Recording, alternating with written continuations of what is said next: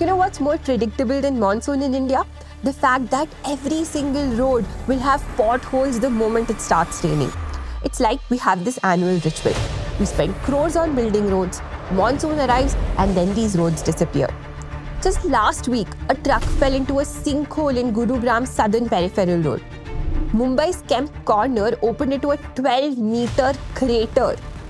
Bengaluru's underpasses were filled till the roof and commuters were stranded. More than 250 roads were shut down across Himachal because of cloudbursts.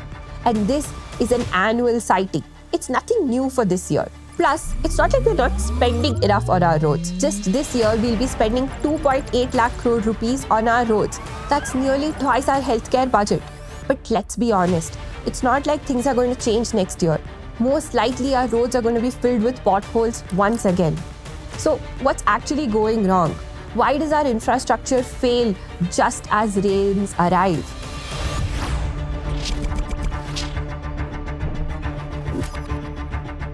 FinShots TV is now a part of Zerodha's Zero1 network, and we plan on bringing you stories that impact your day-to-day life, sometimes without you even knowing it. So do consider subscribing to our channel.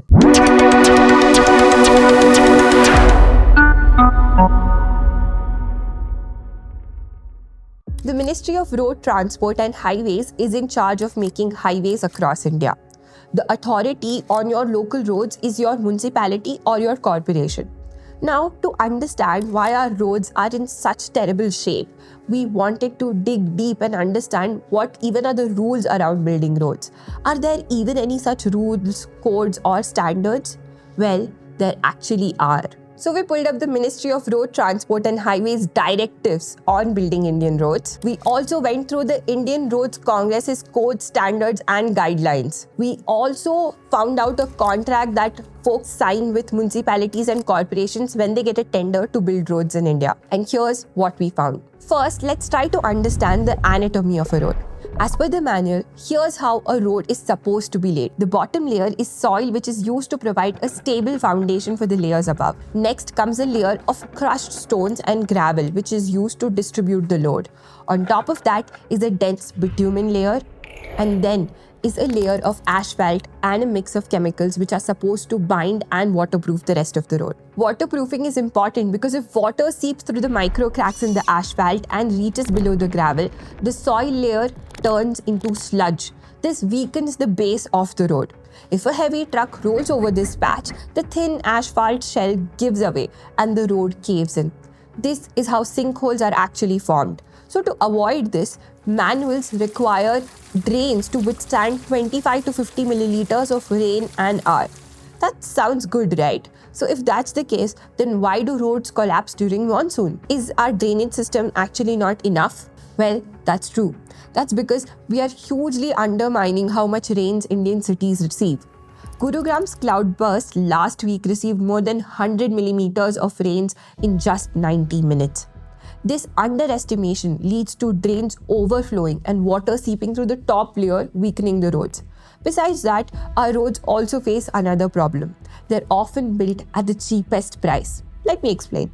When the government wants someone to make a road, they invite tenders from different contractors, and the lowest bid gets the contract. This is called the L1 system. Now, to actually be able to make any money out of this contract, the contractor has to cut costs wherever they can. Thinner asphalt, lower grade bitumen, fewer lab tests. The road looks fine on day one, so it clears inspection. But over time, it keeps deteriorating. And it's not like the contractor is expected to give a long-term warranty. The expected warranty for Indian roads is around 2 years. That's 24 months. That's about it. But when cracks appear on roads and potholes start forming, roads have to be repaired, which cost government a bomb. The Mumbai BMC told the Civic Standing Committee that it spent 275 crores on pothole repairs in 2023. That's almost double its routine maintenance allocation for that year. So taxpayers pay twice, first for the road and then for the patchwork repair. And it's not like there's any strict punishment if you make bad roads. Sure, the local authority might blacklist you, but folks have found creative ways to go around that. Contractors frequently change company names or operate through affiliated firms to bypass these blacklists. This allows them to continue winning newer projects.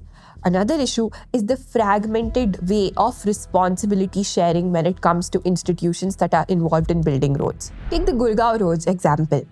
The Southern Peripheral Road is maintained by the Gurugram Metropolitan Development Authority. The adjoining expressway works under NHAI and the drain falls in the city's corporation. So, when a road collapses or floods, no one is really accountable.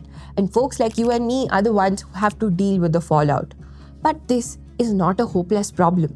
Countries around the world have faced similar challenges and they've also been able to solve them with simple and effective reforms. First, we need to update our road design standards.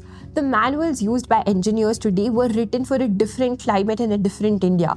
Today's cities face intense, short bursts of rain, and drainage designs that worked in the 1990s simply don't work in 2025. Second, we need to rethink the L1 tendering system.